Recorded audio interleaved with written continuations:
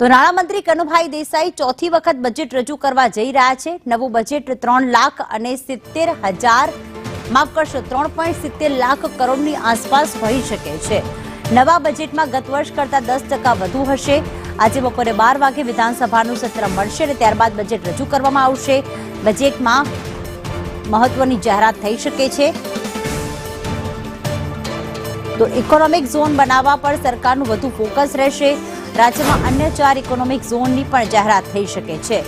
સુરતની તર્જ પર special economic zone બની શકે છે।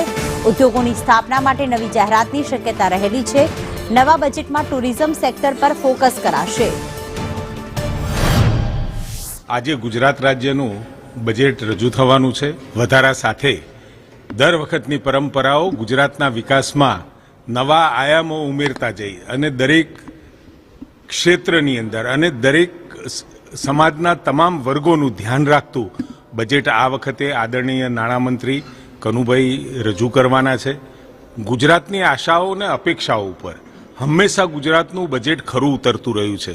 આ વખતે પણ ગુજરાતની પ્રજા માટે ઉદ્યોગ હોય, મહિલા બાળ વિકાસ કલ્યાણ હોય, આરોગ્ય હોય, શિક્ષણ હોય કે કોઈ અન્યત્ર બીજા ક્ષેત્રો માટે પણ ખૂબ સારું એવું બજેટ આ વખતે ગુજરાતનું દર વખતની જેમ લોકોની આશાઓ અપેક્ષાઓ સંતોષતું બજેટ આજે નાણામંત્રી શ્રી રજૂ કરવાના છે।